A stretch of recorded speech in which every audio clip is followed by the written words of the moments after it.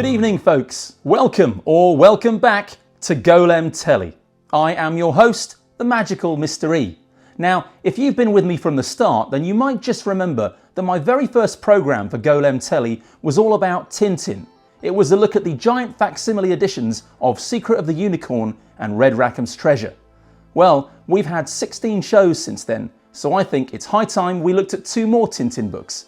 And that's what we're going to do tonight.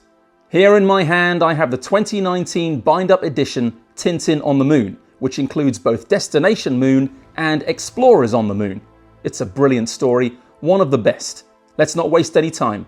Let's take this over to camera 2, let's stick it under the retroscope, and let's zoom in together.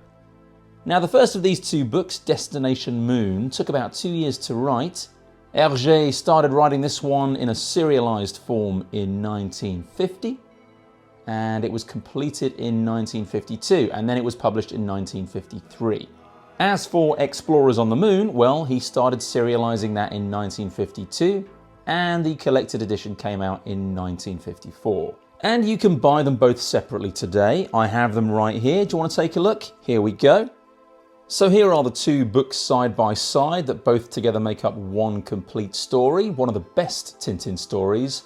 It's generally regarded as being a favourite among fans. Here you have the 2 standard hardcover editions that you can still buy easily enough. I think they'll cost you about a tenner each, maybe a bit less. And just to compare the 3 books, because I know you want to, you can see it's the same size as the individual editions. It's just twice as thick. You get both books in one. And of course you get this fancy new cover, which is very cool. This is a great scene that comes from the Explorers on the Moon book. It's Captain Haddock behaving in an irresponsible way in space. And Tintin having to come to the rescue and sort out his nonsense yet again. Anyway, let's clear the decks here and get into it. Let's just take a very quick look at the back cover before we dive into the story. And there's a famous quote from Hergé at the top of the book there. Excusez-moi if my French isn't up to scratch, but I'll give it a go. À force de croire en ses rêves, l'homme en fait une réalité. And that means, by believing in his dreams, man turns them into reality. I dreamed of starting a YouTube channel, and look, in celebration of the 50th anniversary of the moon landing on 20th of July 1969, we are delighted to reunite these 2 adventures in a single volume. Okay, well, we're delighted too. Let's get started. So we kick off with Destination Moon, and we don't get the covers of the individual editions here, but that's okay. I've shown you already, so you know what they look like. And let's just dive straight into the story, shall we?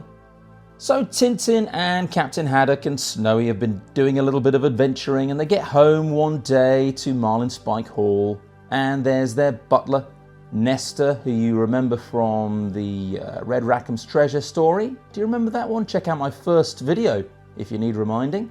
And they're looking forward to being reunited with Professor Calculus and catching up with him. But Nestor tells them that he left several weeks ago. He's been gone from Marlinspike Hall for 3 weeks. And just at that moment they receive a telegram, and it's from Professor Calculus. And he informs them that he has gone to Sildavia, and he invites Tintin and Captain Haddock and Snowy to join him. So off they go. We're only on the 2nd page of the story, and already they're flying off to another country. And if you thought that was predictable Tintin story behaviour, well, you ain't seen nothing yet, because at the top of this page, which is only the 3rd page of the story, Captain Haddock is already giving an air hostess a hard time over alcohol. What are you doing? Not one drop of that disgusting mineral water in my whiskey. He does not want his booze watered down, thank you very much. So they land in Sildavia, and take a look at this guy. He is your main antagonist, and you'll be seeing more of him later on in the story. Although, as far as I recall, he and Tintin don't ever actually face one another directly. He's always lurking in the background. So they're picked up by this car, and they are driven not to, I always pronounce that Clob, but I think some people pronounce it Clow, but I think they're the same people who pronounce Hergé. So I'm going to stick with Clov, if you don't mind. They think they're going to be going to Clov, but instead the car takes a left turn, and for a moment they're not sure where they're going. Hey driver, what's the meaning of this? Where are you taking us? And he tells them, Sproj. And there's Captain Haddock not taking very kindly to this news. Sproj yourself, you bashy bazook. You know what a bashy bazook is, by the way? Have you ever stopped to wonder why he keeps calling people a bashy bazook? Well, as I understand it, a bashy bazook is like a sort of a guerrilla soldier, but one that isn't especially skilled at the art of fighting. So you can see why he uses it as an insult. I think across the two stories, Destination Moon and Explorers on the Moon, he uses the bashy bazook insult at least 4 times. Anyway, we'll soon find out. So they're heading towards this mysterious destination, and they arrive at this house here. There are some more shenanigans with water that doesn't please Captain Haddock. He's got a few more insults up his sleeve, as you know. He doesn't just call people bashy bazooks, he calls them sea gherkins and pirates and logarithms and ectoplasms and baboons. I guess it all depends on what time of day it is and how much he has had to drink. And he calls them a tribe of Polynesians as they're on their way, just for good measure. They get menaced by a helicopter here, or so they think anyway. They're not entirely sure what that's all about. But eventually they arrive at this building and a door opens up and it takes them to this mysterious tunnel. And they make their way through this tunnel and lots of sets of doors open and close for them automatically. And then finally they are met by this guy. That's not Calculus, in case you're wondering.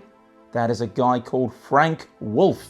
And he introduces himself as the assistant engineer to Professor Calculus. Anyway, as they are being led through this facility, they look through a window and they see Calculus about to get his head caved in by this guy holding a mallet. Now, what's that all about? Well, he brings the mallet down and nothing happens. And of course, actually, Calculus is here testing out a new helmet. And it's made out of something called multiplex. Obviously, the meaning of the word multiplex has changed over the years, but here it means a very sort of strong, toughened glass. Now, I know a thing or two about toughened glass because my dad was in the glass business for many years. There are different kinds of strengthened glass. You've got toughened glass, which is designed to shatter into lots of tiny pieces, and you often used to find that in car windscreens, because obviously if there is a little bit of a mishap, you don't want big shards of glass flying in all directions. And then you've got laminated glass, which is 2 pieces of glass, very thin, with a piece of plastic sandwiched in between them. And I think they use that in car windscreens as well. I don't know. I'll check with my dad later. And it's at this point that we learn Calculus has got himself an ear horn. And it's about time too, because the whole not being able to hear what people are saying thing is a real pain sometimes. And by the way, just because he's got an ear horn now doesn't mean we're done with that. There are still plenty of misunderstandings on the way. Now, meanwhile, over in Clov, we see this bad guy again, and his name is Miller, by the way. And what's he up to? Well, basically, he wants to get hold of the secrets of whatever it is that Calculus is working on. And obviously, you and I both know that that is a rocket that's going to be able to take people to the moon. And back. And all the way through the story, both books in fact, we get these little asides, these little cutaways to Miller, who is scheming in the background and keeping track of what's happening through these intercepted radio messages. So Calculus takes Tintin and Captain Haddock around the facility and he tells them that this is the Sproj Atomic Research Center. He's so rude. An atomic research center in this land of savages. Anyway, he gives them a little bit of background information here and reveals at this point that he is just completing plans for a nuclear-powered rocket in which he proposes to land on the moon. And Haddock can't quite believe it. He thinks it's a lot of old baloney, has a good laugh about it. After he's finished laughing, he says, "You are taking passengers, I hope." And we all know what's coming, don't we? Of course! Why else do you think I asked you to join me? Oh dear, spilling a bit of whiskey there, that's not good. As you can see, he loses his rag. "What are you saying?" he says. And there's a bit of a mix-up here. I don't know if you can spot that, but that is not his new ear horn. It's actually Haddock's pipe. And because Calculus has Haddock's pipe stuck in his ear, he doesn't really hear a word of what Haddock is saying. And what Haddock is saying is basically, you will never get me in one of your rockets. Not a chance. Never. To which Calculus replies, "Thank you, I knew I could count on you." Okay, so we know that the plan is to take Captain Haddock and Tintin and Snowy to the moon. So with that all settled, over the next page and a half we get this series of panels that tell us about a fire that breaks out overnight. It's nothing too serious. Basically, as you can see, there's Calculus with Haddock's pipe. Meanwhile, Haddock has tried to light Calculus's ear horn, and because it was made of a sort of a thick, plasticky, rubbery substance, it made a lot of smoke. And that's all that is about. Nothing to panic about. Now here we get this wonderful big picture. This is the great stuff about these Tintin books. You, every now and again, every few pages, get one of these large panels, and there's so much detail, and they're always really lovely to look at. It's a real shame that they haven't gone back and done more of those giant facsimile editions of the Tintin books.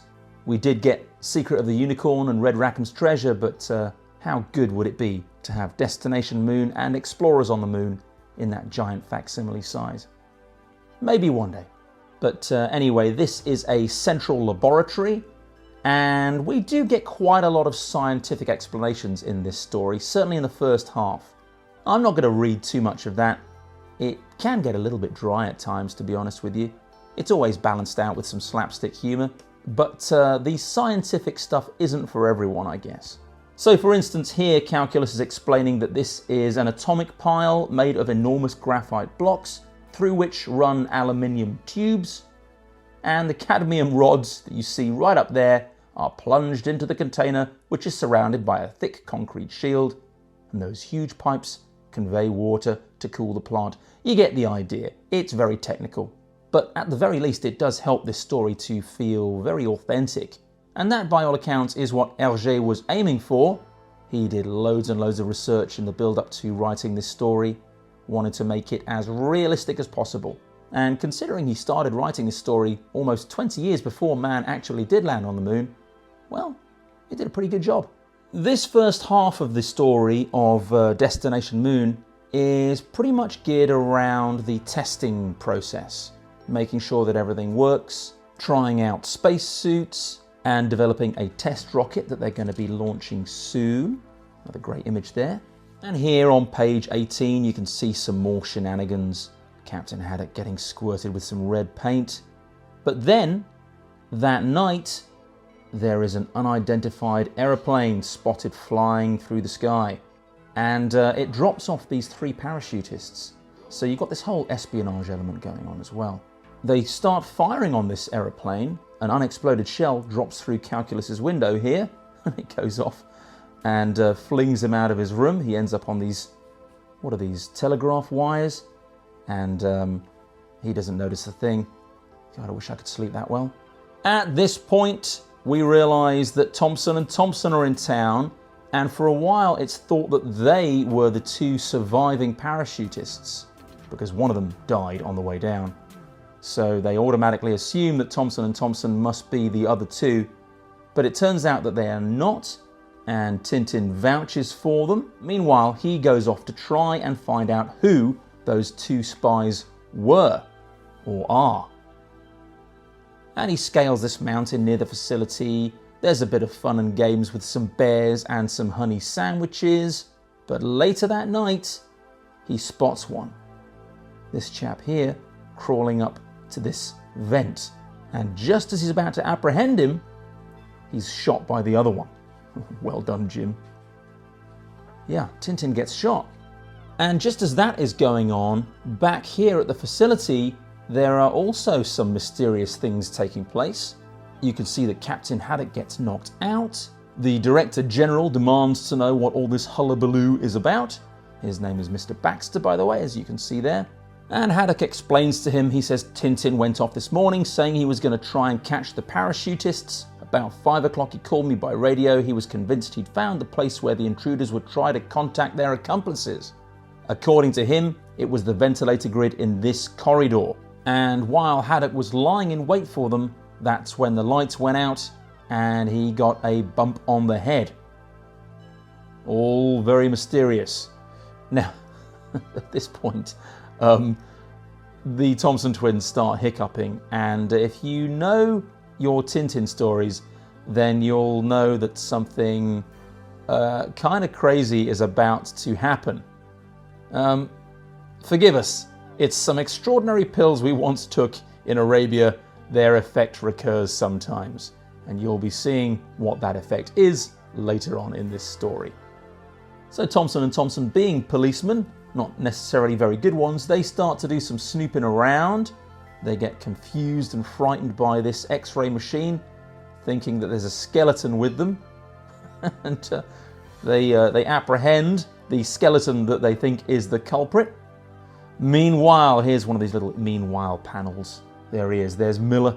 We'll have their rocket now. Tintin isn't dead, that's good news. He is recovering, the bullet only grazed him, but he needs a couple of days to recuperate. Captain Haddock is very, very upset about all of this, rightly so. His anger is demonstrated here by him ripping a chair to pieces while someone is sitting on it. Not ideal. Haddock decides to stay with Tintin for a while, and he says all he needs is a full pipe and a comfortable chair, at which he proceeds to sit down on the chair, which isn't there anymore because he just destroyed it with his bare hands. How very Captain Haddock. Anyway, the plans for the test rocket continue, and it is launched on this page. There's the countdown. You'll see there are a lot of countdowns in this story. For some reason, Hergé feels it's necessary to write every single number of each countdown in a speech bubble. 10 seconds, 9, 8, 7. You get the idea. See, I can't go past 7 without stopping, but he likes his countdowns. What can I say? Anyway, as all this is going on, Haddock once again loses his pipe, and he spends more time actually worrying about his pipe and worrying about where he's going to get his next drink from than anything particularly useful.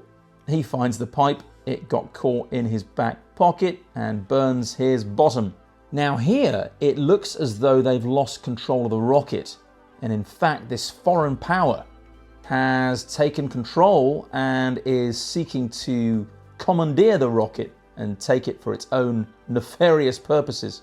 But Tintin had kind of anticipated that happening after the events of the previous evening when he was shot by these spies.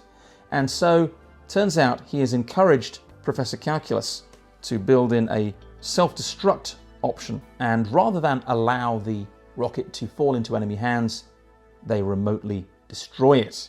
But it was only a test rocket, so that's okay.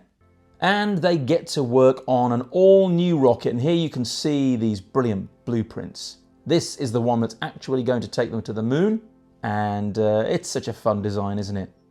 Section 3 here, that's the control cabin. Section 4, there are the living quarters. Down here, number 9, that's the vehicle and storage deck. They have a fantastic vehicle on board that they have to assemble once they get to the moon, but you'll see that soon enough. So they get to work on building the actual rocket. And here you can see them testing out the spacesuits that they're going to be wearing. They have to check the pressure and the temperature and all that kind of stuff. Meanwhile, Haddock starts behaving very strangely whilst he's wearing his suit. But there seems to be a mix-up with regard to the radio, and they don't know why he's doing this. They can't hear what he's saying. It turns out on this page that the suit was full of mice. I don't know, I would need more reassurance if I was going to the moon. I don't think I'd be especially comfortable knowing that I had to wear a suit that had been in storage for several months and had lots of mice nesting in it. That would bother me. Now, at this point, there's a little bit of an argument between Calculus and Haddock, and Haddock goes a step too far, it seems.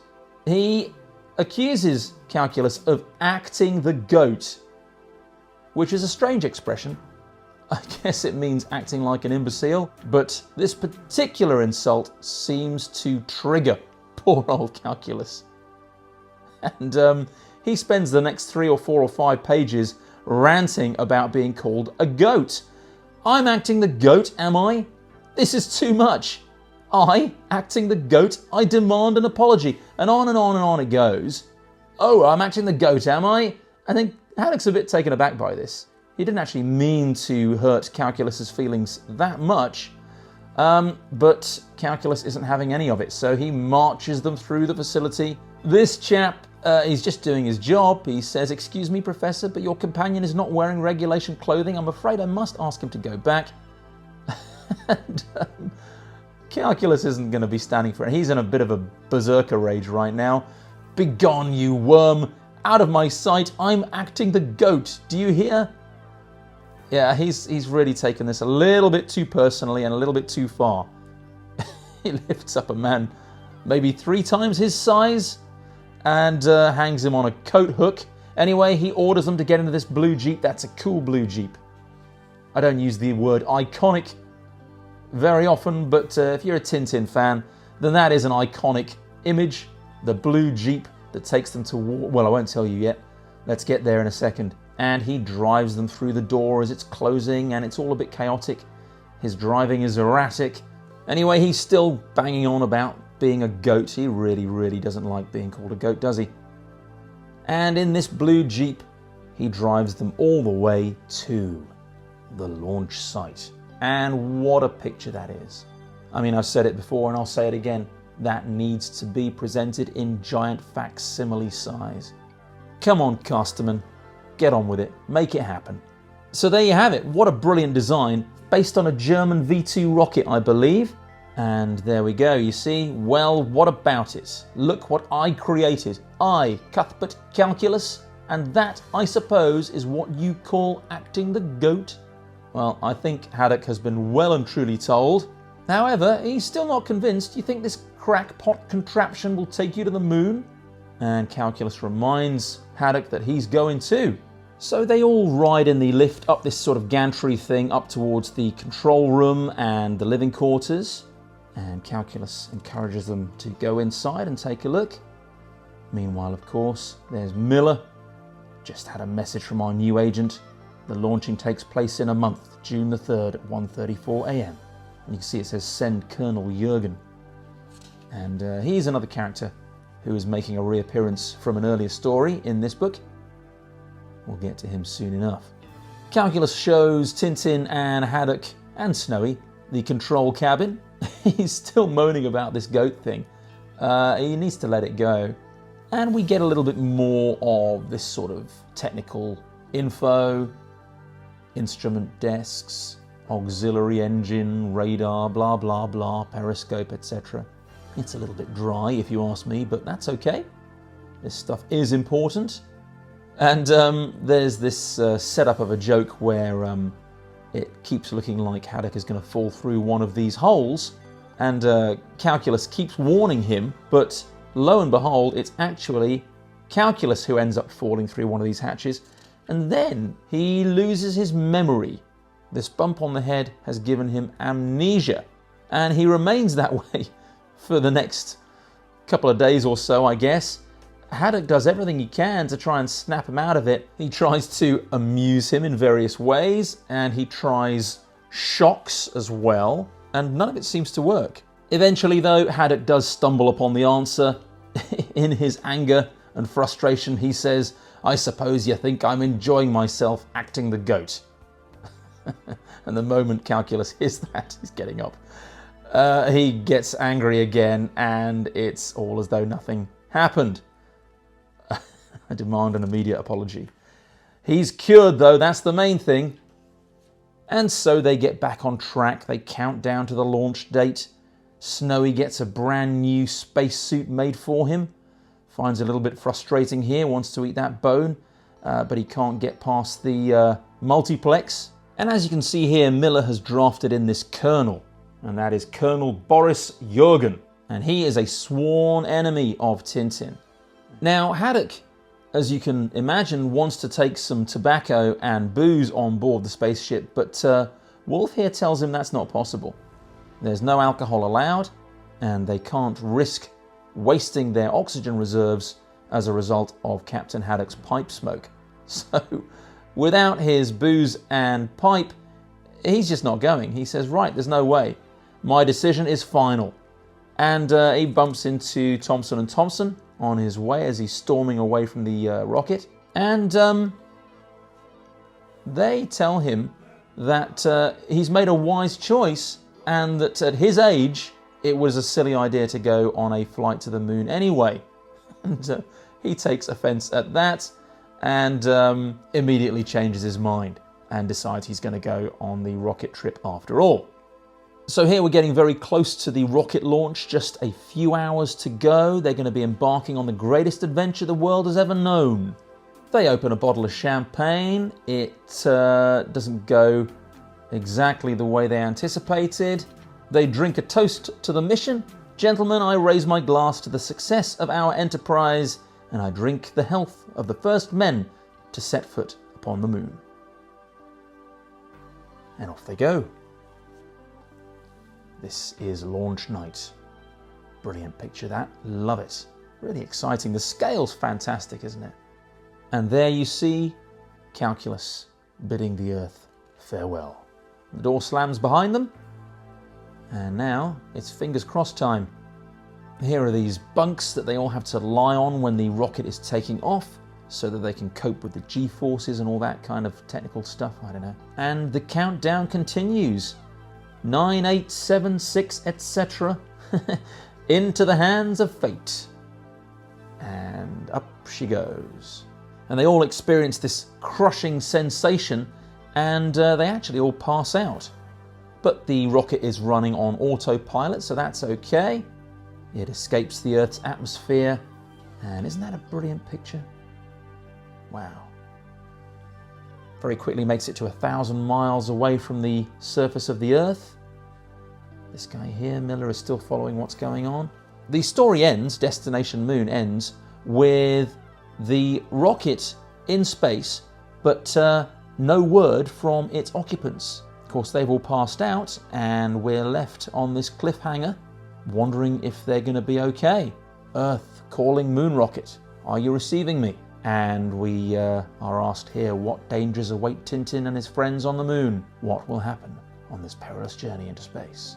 Will they ever return to Earth? You can join in the rest of their great adventure when you read Explorers on the Moon. Now remember, back in 1953, when this was published as a collected edition for the first time, Destination Moon, readers had to wait a whole year for the collected edition of Explorers on the Moon to find out what happened next. But you don't have to wait anywhere near that long. In fact, you just have to wait until the end of this sentence.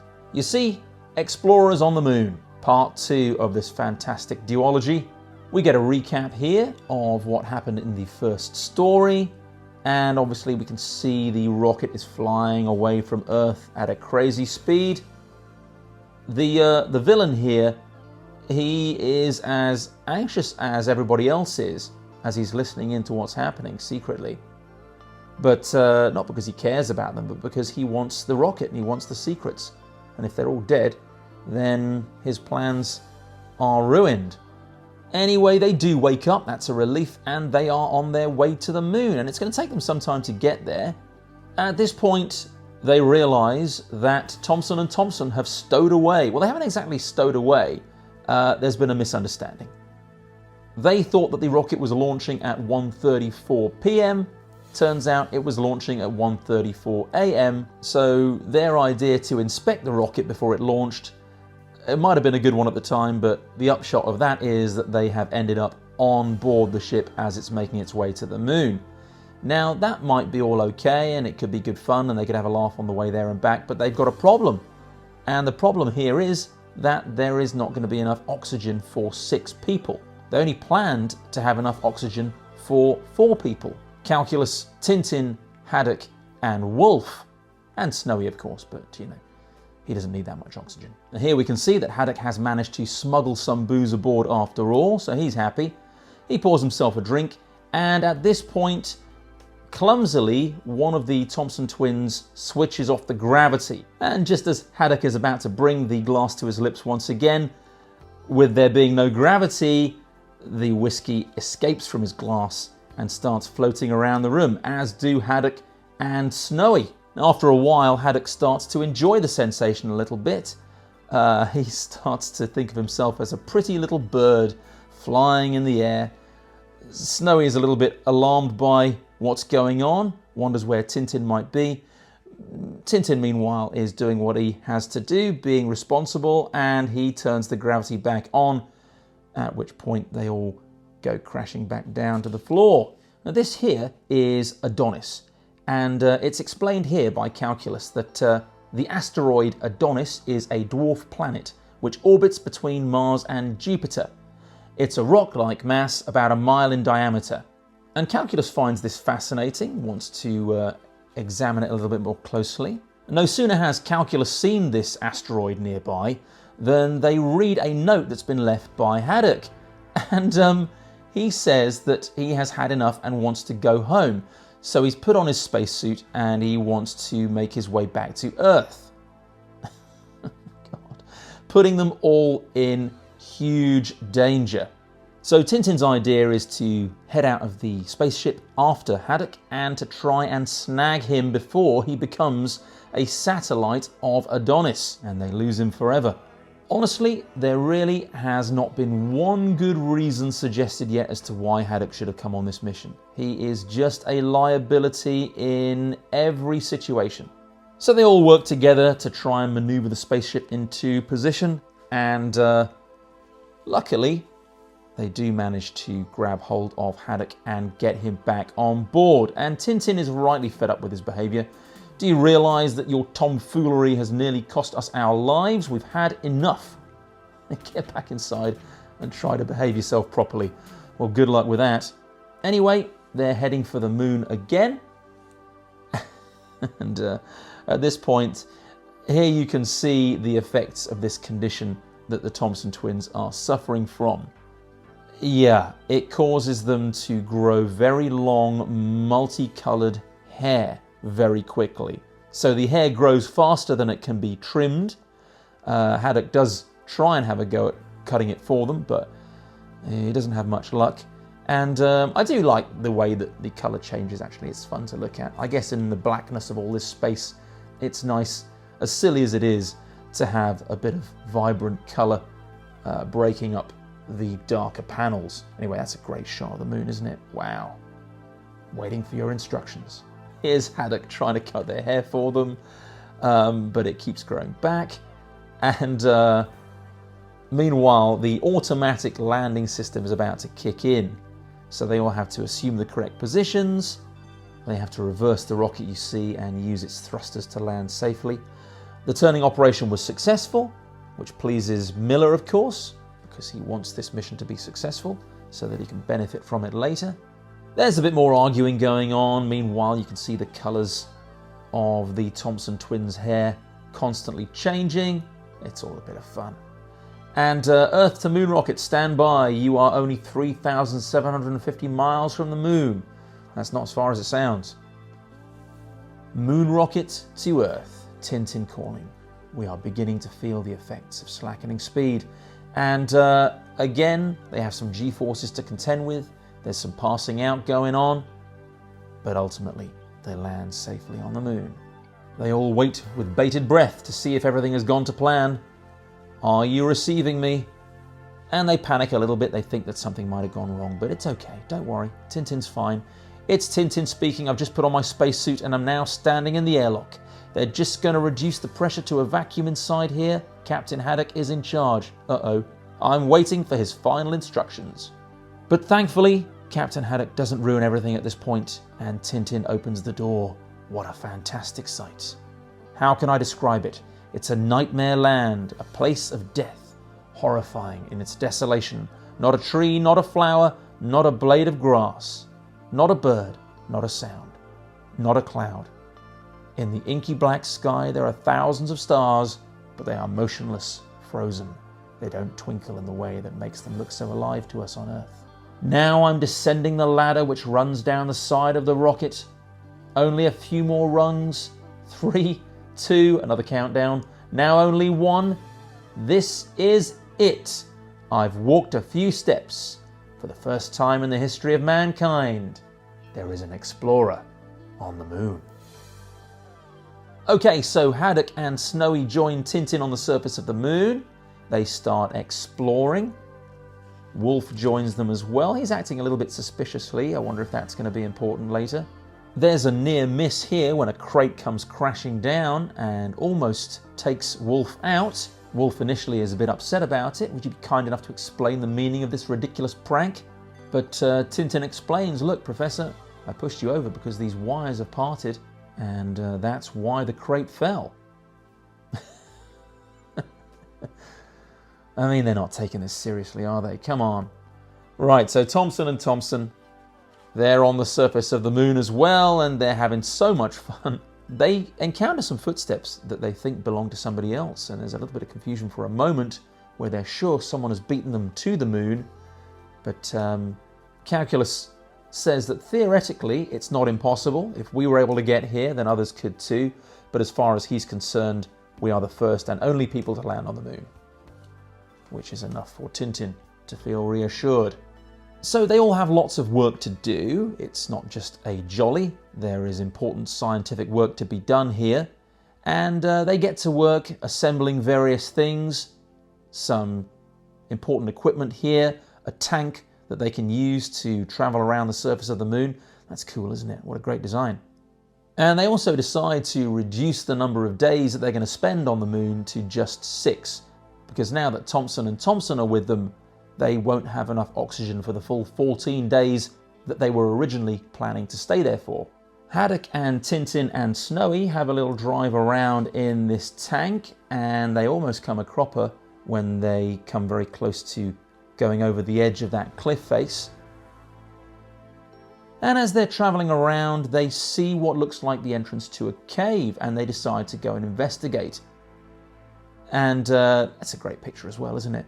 Inside the cave, they can see stalagmites and stalactites, proving that at some period there was water on the moon. So they're already making scientific discoveries. But Snowy falls from a ledge and ends up sliding down this kind of icy slope.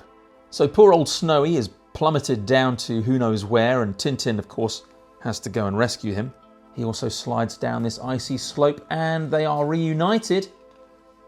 He finds out that Snowy's radio isn't working, so that's why he couldn't hear him barking. But they start to make their way back up towards where Captain Haddock is. So they eventually make it back to the entrance of the cave, and Tintin's not in a particularly good way. His oxygen's low. But they radio the good news back to Calculus and the Thompson twins. And then sometime later, they decide to take the tank out again. This time it's the Thompson twins and Haddock, while Tintin is convalescing back aboard the rocket and working on mending the radios and so on. And Wolf is acting a little bit suspiciously again here. Tintin offers to go down to the stores to fetch a meal for Wolf, but Wolf says, no, no, no, don't bother, I'll go myself. And Tintin's picking up on this. He says it's strange how Wolf has altered. At first, in the centre at Prog, he was smiling and happy. He's not the same man at all now. What can have changed him so? Now, when Wolf returns and he hasn't got everything he went down for, Tintin says, no, no, come on, this time I'm going to go down to the stores for you. I'll pick up what you need, which in this case is some tinned milk. And when he gets down there, he realises the hard way that there is another stowaway. It's Colonel Jorgen, and Jorgen knocks him unconscious. Not very nice. So it turns out here that under some duress, Wolf has been forced by Jorgen to enable him to stow away on the ship so that he can carry out his evil plan and assist Miller in grabbing hold of the rocket. But of course, Jorgen has some personal skin in the game too, because he wants to take his revenge on Tintin. Now this we do not like to see. You can't knock Snowy out. This immediately propels Jorgen to the level of supervillain, and he just kicks him through the hatch there, as if it couldn't get any worse. And Jorgen demands that Wolf cooks him some nice food, because all he's had to eat for the last few days is dry sandwiches. But more importantly, he says once he's eaten, we're going to set off for the Earth. I'd like to see their faces when they find the rocket's gone. and he's planning to leave Calculus and company on the moon and head back to Earth without them. Tintin comes too, and he obviously has been tied up here, so he's a little bit helpless. And he realizes that his friends are in danger. Poor devils, they went off in the tank. Are they going to be left on the moon? And here you can see the tank is approaching the rocket, which is in the distance there, and they're trying to contact them on the radio, but no one's responding. Calculus here can see that the ladder has been retracted and the door is closed. He's wondering what that means. Wolf here insists that it's going to take several minutes for the rocket engines to start up and for them to be able to launch, which Jurgen's not too happy about. But the penny is gradually dropping. There's Haddock sensing that something fishy is going on inside that thundering rocket. The engines ignite, and here you can see that the rocket is actually beginning to take off, and it starts to move, but it falls back to the surface of the moon, and the engine apparently has stopped. Now the rocket is still upright, but they don't know what other damage might have been done. And here Calculus and Haddock and the Thompson twins are still wondering what's going on. They don't understand why the doors are shut, and they don't understand why no one's responding to them on the radio. Jurgen here is getting very, very impatient. But here we realize that Tintin was not completely helpless after all. And thankfully he's managed to free himself from the ropes and turn the tables once again. It's a small world, isn't it, Colonel Boris? You haven't changed much since the days when you plotted against your master, the King of Sildavia. And Tintin reveals here that he sabotaged the launching gear, which is why the rocket wasn't able to take off. Wolf here is a bit embarrassed. He starts to confess that he's got himself into this position because he was being blackmailed. Some time ago, he had a terrible gambling addiction, and he didn't want this information to be revealed and for his career to be in ruins. So he reluctantly agreed to do whatever Miller and Jurgen told him to. Now, I think we're meant to feel a little bit sorry for Wolf here, but honestly, I don't.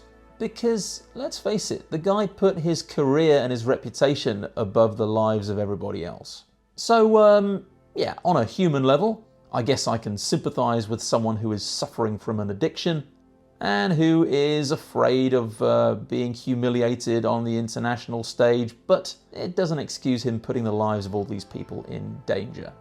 So, naughty Wolf. Anyway, he confesses to all of it, and then they've got to figure out what to do with him. And here they have to start some repairs to make sure that the rocket is fit for takeoff again. Obviously, Tintin sabotaged the launching mechanism earlier, so they've got to fix that. They're going to head back to Earth now, and they decide to leave the tank and the other bits and pieces on the surface of the moon, because they haven't really got time now to dismantle it all and pack it away. And just here in the corner, you can see that Jurgen isn't done yet. I've not struck my last blow. Now, they managed to take off successfully. They're getting quite good at this now. And they're on their way back to Earth at last. Initially, there's a little bit of difficulty with the steering gear. But just as they think everything's going okay, Jurgen reappears, having slipped his bonds. And now he's got a gun and he's pointing it at the crew. Hands up, the boot's on the other foot now, isn't it, gentlemen? Now, the important thing here is that Wolf is given an opportunity to redeem himself. There's no question that what he did was wrong, but at least now he is presented with an opportunity to do some good. And he struggles with Jurgen, and in the struggle, Jurgen's gun goes off and kills Jurgen. Jurgen was shot right through the heart. So Jurgen is dead, he's out of the way at last, but they still have another problem, and that is that they are running out of oxygen. You can see Haddock here is struggling to breathe, and Calculus explains that carbon dioxide is accumulating. Everyone is going to have to stay very, very calm if they're going to make it. No one's allowed to get worked up, which is not going to be easy for someone like Haddock, but I don't know, he's been behaving for the last few pages, so maybe there's hope. But Wolf here has a plan. One more plan. And he does something rather unexpected. Now, they pursue Wolf, wondering what he's up to and what he's planning this time. Obviously, they don't trust him anymore. Haddock here, heaven knows what treachery that wolf in sheep's clothing is cooking up for us. But when they get down to the hold, they discover a letter. And it's a letter from Wolf. He says, "By the time you read this, I shall have left the rocket. When I am gone, I hope you will have enough oxygen to reach Earth alive. Forgive me for the harm I have done you. Wolf." So, Wolf, very nobly, has sacrificed himself in order to save the others.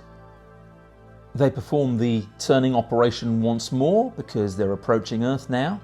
It may be a very, very risky landing, so Haddock is going to cope with it the only way he realistically can, and that's by getting properly soused. I don't know, if I was plummeting to Earth in a rocket and I thought there was a very, very good chance we'd all be blown to smithereens on impact, I'd probably have a drink or two myself. Miller, still in the background here, realizes that his plans have failed and he's not going to get the rocket, but he's kind of settling for the next best thing, and that is just that everybody on the rocket will now die. May you all perish up there. Jürgen and Wolf bungled their work. We shall not get your accursed rocket. Well, may you go to the devil in it. Now, before they land, if they're going to land safely, they have to set the automatic pilot. But Calculus is completely unconscious. Tintin can't wake him up, so he has to try and do it himself, but Tintin also passes out. So the only thing they can think of to do to wake Tintin up is to send this piercing, shrieking noise, a tuning signal, through the radio, and it does wake Tintin up, and just in the nick of time, he manages to set the auto landing system, and then he flakes out again whilst the rocket continues its descent. And there are a few final moments of drama here as they race towards the rocket, hoping that its occupants are going to be okay. They cut away a section of the hull of the rocket ship so that they can get inside, make their way up to where everybody is, and they find that they are alive. For a moment they think that Haddock hasn't made it, but as soon as somebody says the word whiskey, he's right as rain. Calculus talks about the possibility of returning to the moon one day. Haddock says not a chance, and he says he has learned just one thing from all of this: man's proper place is on dear old Earth. And that, folks, is it. The duology of Destination Moon and Explorers on the Moon, all in one beautiful bind-up volume. Okay, we're done here at camera 2. Let's head back to camera 1 and call it a night. Well now, how much fun was that? Thank you so much for joining me this evening. I really do appreciate it. If you could like and share this video, that would be really cool. And if you could subscribe to Golem Telly if you haven't done so already, that would be super cool. I'll be back in 3 or 4 days' time with another show. In the meantime, please enjoy the rest of your evening, and I look forward to seeing you again very soon. Evening shadows deepen.